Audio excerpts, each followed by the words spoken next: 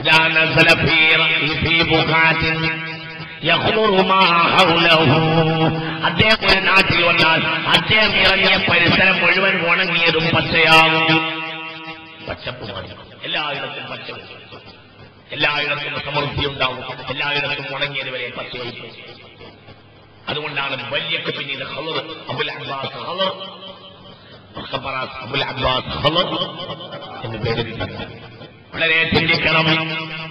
ഈ രണ്ട് മഹാന്മാരെയും ആട്ടിയോടിച്ചു. ആരാണ്ടാക്കിയേക്കാൾ അവിടെ നിന്നാണ് അവിടെ നിന്നാണ് ദജ്ജാൽ ലഅനത്തുള്ളാഹി അലൈഹി പുറത്തു വരുന്നത്. ആ വലിയ ദജ്ജാൽ വരുന്നതിന് മുമ്പ് ചെറിയ ചെറിയ ദജ്ജാലികൾ വരും. അവന് സൗകര്യം ചെയ്തു കൊടുക്കുന്ന ചെറിയ കൊച്ചു കൊച്ചു ദജ്ജാലികൾ വരും. കൂനു ഫീഹി ആഖിർ സമാനി ദജ്ജാലൂന കറാബൂന യൻസൂനകും. ആരാണ് ഈ ദജ്ജാലികൾ? ആരാണെന്നൊന്നും എനിക്ക് അഭിപ്രായമില്ല. അതൊന്നും ഞാൻ പേരെടുത്ത് പറയുന്നുമില്ല. നിങ്ങൾ നാദാപുരത്തുകാരെ നമുക്ക് ബുദ്ധിയുണ്ടല്ലോ, ചിന്തിക്കാലോ. ആരെപ്പറ്റിയാണ് ഇവിടെ ദജ്ജാലി എന്ന് പറഞ്ഞത്?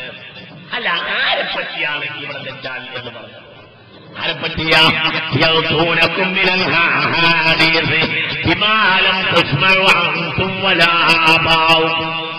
നിങ്ങളോ നിങ്ങളെ ബാപ്പമാരോ കേട്ട് കേൾവിയില്ലാത്ത വൃത്താന്തവും കൊണ്ടുവരുന്ന ആളുകൾ, അവരാണ് ദജ്ജാലികൾ എന്ന് ഹബീബായ നബി ഉറക്കപ്പറ. മുഹമ്മദ് നബി സ്വല്ലല്ലാഹു അലാ തആല റസൂലില്ലാഹ് സ്വല്ലല്ലാഹു സലാമുല്ലാഹ് അലാ യാസീൻ ഹബീബില്ലാഹ്. അതുകൊണ്ട് മുഅ്മിനേ, ഈമാൻ നല്ല പോലെ സൂക്ഷിച്ചോ. ഈമാൻ കണ്ടുകൊണ്ടുപോകുന്ന കാലഘട്ടമാകും. حتى يمر الرجل بقبر الرجل فيقول يا ليتني مكان هذا. ഒരു ഖബറിന്റെ അരികിലൂടെ നടന്നു പോകുന്നവന് കൊതി വരും.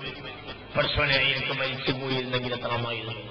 ആ ഖബറിന്റെ ഉള്ളിൽ കിടക്കുന്ന ആൾ ഞാനായിരുന്നെങ്കിൽ എത്ര നന്നായിരുന്നു എന്ന് ഖബറിന്റെ ഉള്ളിൽ വരുന്ന ഖബറിന്റെ പുറത്ത് നിൽക്കുന്ന ആൾക്ക് കൊതി വരുന്ന കാലഘട്ടമാണ് അന്ത്യനാൾ എന്ന ഹബീബായ നബി. എന്താ ഇവിടെ വഹാബികൾ നിഷേധിച്ചതെന്താ? ഞാനതൊക്കെ ഇത്രയും മുസ്തഫായ നബി പറഞ്ഞത്. നിങ്ങൾ പരിചയമില്ലാത്ത കാര്യങ്ങളെയും കൊണ്ടുവരിക. നിങ്ങൾ സ്ഥാപിച്ച പലതിനെയും നിരാകരിക്കുക. നിങ്ങൾ കേൾവിയില്ലാത്തത് കൊണ്ടുവരിക. അല്ലാഹു നമ്മളെ കാത്തുരക്ഷിക്കട്ടെ. ഇവിടെ എന്തൊക്കെയാ വഹാബി നിഷേധിച്ചത്? സ്വഹാബത്തിന്റെ വിശ്വാസങ്ങളിൽ ഒരുപാടെണ്ണം നിരാകരിച്ചു. സ്വഹാബത്തിൽ കറാമത്തിൽ വിശ്വാസമുണ്ടായിരുന്നു.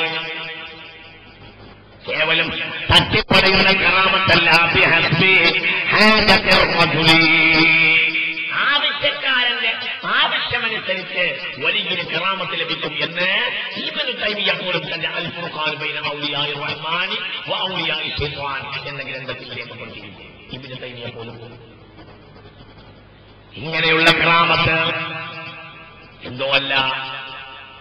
ബഹുമാനപ്പെട്ട സ്വഹാബത്തിന്റെ കറാമത്തിൽ വിശ്വാസമുണ്ടായിരുന്നു. ഒരൊട്ടകത്തിന്റെ പുറത്തേക്ക് കയറുകയായിരിക്കും സയ്യിദുന അലി. ഒട്ടകത്തിന്റെ കാൽച്ചവിട്ടിൽ ഒരു കാല് വെക്കും, ഖുർആനോടാൻ തുടങ്ങും. അടുത്ത കാല്, രണ്ടാമത്തെ കാൽ അടുത്ത കാൽച്ചവിട്ടിൽ വെക്കുമ്പോഴത്തിന് ഒരു ഖത്തം തീർക്കും. ആര്? ഇമാമുന സയ്യിദുന അലി. അങ്ങനെയൊക്കെ ഉണ്ടാവും. ഉണ്ടായിട്ടുണ്ട്. എന്താ പറഞ്ഞത്? ഒട്ടകത്തിന്റെ കാൽച്ചവിട്ടിലേക്ക് ഒരു കാലം കൊണ്ടുപോകും.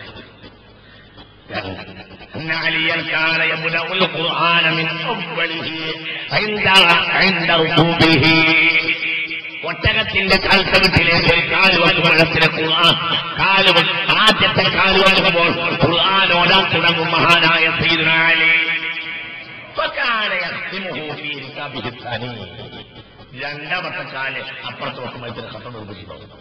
ആര്? ഒരു കാമൽ നിന്നിട്ട് ഒരു ഖത്തം എന്നത് മാത്രമല്ല, ഒറ്റ ചവിട്ടോണ്ട് ആണ് ഖത്തം കൊടുക്കും. ആര്? ഇമാമുന സയ്യിദുന അലി. സയ്യിദുന അലി അവർ വലിയ ക്രാമത്തുള്ള ആളുകളായിരുന്നു. والسابقون الأولون من المهاجرين والأنصار. എല്ലാ സഹാബികൾക്കും വലിയ മതിപ്പായിരുന്നു സയ്യിദുന അലി.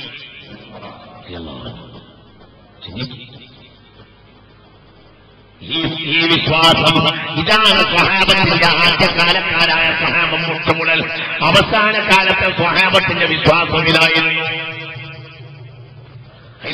അതാണ്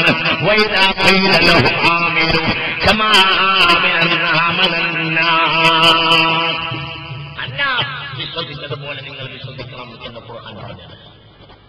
ആരാണ് സ്വഹാബ് മുഹമ്മദിൻ? സ്വഹാബികൾ വിശ്വസിച്ചതുപോലെ നിങ്ങൾ വിശ്വസിക്കണം എന്ന് പറയപ്പെട്ടാൽ മുനാഫിഖുകൾ പറയും ആ വിശ്വസികൾ വിശ്വസിക്കുന്നത് പോലെ വിശ്വസിക്കാൻ ഞങ്ങൾ തയ്യാറില്ല എന്ന് പറഞ്ഞു. മുഅ്മിനീങ്ങൾ ചിന്തിക്കണം. ഭക്ഷണം കഴിക്കുമ്പോൾ ഭക്ഷണം തസ്ബീഹ് ചൊല്ലുമായിരുന്നു മഹാനായ സയ്യിദുനാ സിദ്ദീഖ്. എത്ര കറാമത്താ കാണിക്കൽ മഹാനായ സയ്യിദുനാ ഉമർ. അങ്ങനെ ചക്കയിട്ടപ്പോൾ തേങ്ങയിട്ട മുയലിലേക്ക് കഥയല്ല. കട്ടയായി കഴിഞ്ഞ മാസം അമേരിക്കയിൽ ഒരു ഫ്ലൈറ്റ് കാട്ടി ഒരു നദിയിൽ. അതിന് കാരണം പറഞ്ഞത് കുറച്ചു നേരം വെള്ളത്തിന്റെ മുകളിൽ നിന്നു. കാരണം പറഞ്ഞത് വെള്ളം ഐസായി തണുത്ത് ഉറഞ്ഞുപോയിരുന്നു. എനിക്ക് നേരെ മനസ്സിൽ വന്നത് ബഹുമാനപ്പെട്ട സയ്യിദുനാ ഉമർ റളിയല്ലാഹു അൻഹുവിന്റെ കാലഘട്ടത്തിൽ നൈൽ നദി തണുത്ത് ഉറഞ്ഞുപോയി. അറബ് നാടിനെ സംബന്ധിച്ചിടത്തോളം ഏറ്റവും വലിയ ജലസേചന മാർഗം നൈൽ നദിയാകുന്നു. വെള്ളത്തിന്റെ ഏറ്റവും വലിയ അടിസ്ഥാന കാരണം നൈൽ നദിയാകുന്നു. നൈൽ നദിക്കും നദികൾക്കിടയിൽ വലിയ പ്രാധാന്യമുണ്ട്. അങ്ങനെയുള്ള നദിയാണ് നൈൽ നദി. നൈൽ നദി തണുത്ത് ഉറഞ്ഞുപോയി. വെള്ളം ഒഴുകുന്നില്ല. ആളുകൾ വളരെ വിഷമിച്ചു. ജലസേചനം വളരെ മുടങ്ങിപ്പോയി. ആളുകൾ വെള്ളമില്ലാതെ ബുദ്ധിമുട്ടി. അക്കാലത്തെ ഈജിപ്തിലെ ഗവർണർ കത്തയച്ചു മഹമ്മദീനയിലേക്ക്. എന്താ ഉള്ളത്? ഇതിനൊരു പരിഹാരം ഉണ്ടാക്കി തരണമേ അമീറുൽ മുഅ്മിനീൻ. കത്ത് കിട്ടി. ബഹുമാനപ്പെട്ട ഉമർ ഇബ്നുൽ ഖത്താബ് റളിയല്ലാഹു അൻഹു വേഗം തിരിച്ചൊരു കുറിമാനം കൊടുത്തയച്ചു ഈജിപ്തിലേക്ക്. നൈൽ നദി തണുത്തു വന്നു പോയിട്ടുണ്ട്. അജ്ഞാന കാലഘട്ടത്തിൽ പല ജാതി പൂജകളും നടത്തിയിരുന്നു. നമ്മൾ മുസ്ലിമീങ്ങളാണല്ലോ, നമുക്ക് നടത്താൻ പറ്റില്ലല്ലോ. അപ്പോൾ നമ്മൾ എന്താ ചെയ്യേണ്ടത്? നൈൽ നദി തണുത്തു വന്നു പോയിട്ടുണ്ട്, ജലസേചനം മുടങ്ങി, എന്താ ചെയ്യാൻ ചിന്തിക്കണം. ഇത് ഞാൻ വെറുതെ പറയുകയല്ല. ഈ സംഭവം ബിദായത്ത് വന്നിഹായയിൽ ഹാഫിദ് ഇബ്നു കസീർ രേഖപ്പെടുത്തിയിരിക്കുന്നു. ഈ സംഭവം ഇബ്നു തൈമിയ്യ തന്റെ അൽ ഫുർഖാനിൽ രേഖപ്പെടുത്തിയിരിക്കുന്നു. ഈ സംഭവം സ്വഹീഹാണെന്ന് ഇബ്നു തൈമിയ്യ തന്റെ അൽ മുഅജ്ജത്ത് വൽ ഇറാമയിൽ രേഖപ്പെടുത്തിയിരിക്കുന്നു. എങ്ങനെ ഒഴുക്കിയതല്ല, ആവശ്യത്തിനനുസരിച്ച് കറാമത്ത്. ഒരു കുറിമാനം കൊടുത്തയച്ചു, ഒരു കത്ത് കൊടുത്തയച്ചു സയ്യിദുനാ ഉമർ. എന്നിട്ട് ഈജിപ്തിലെ ഗവർണർക്ക് ഒരു കൽപ്പനയും, നിങ്ങൾ ആ വെള്ളിയാഴ്ച ജുമഅ നമസ്കരിക്കുക. കെയ്റോയിലെ വലിയ ജുമഅത്ത് പള്ളി. ജുമഅ നമസ്കരിച്ചിട്ട് എല്ലാവരും നൈൽ നദിക്കരയിലേക്ക് വരിക. എന്നിട്ട് ഈ കത്ത് നൈൽ നദിയിലേക്ക് വിസ്മയം ചെല്ലേറിയുക. നിങ്ങൾ കൊണ്ടോളൂ, പ്രശ്നം പരിഹരിക്കപ്പെടും എന്ന് പറഞ്ഞു സയ്യിദുനാ ഉമർ. എന്താ കത്തിലുള്ളത്? അതാ ഇനി രസം. എന്താ കത്തിലുള്ളത്? കത്തിൽ ആറ്റം ബോംബല്ല. എന്താ കത്തിലുള്ളത്? എന്തെങ്കിലും പ്രത്യേകമായ ചില കെമിക്കല്, വെള്ളത്തിന് ഇളക്കാവുന്ന കെമിക്കൽ, അതൊന്നും അന്ന് കണ്ടുപിടിച്ചിട്ടുമില്ല. എന്താ വെള്ളം കത്തിലുള്ളത്?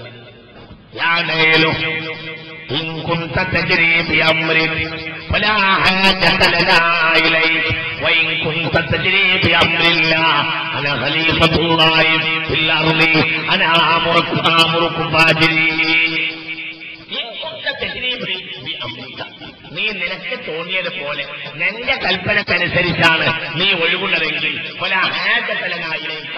ഞങ്ങൾക്ക് നിന്നെ ഒരാവശ്യവുമില്ല.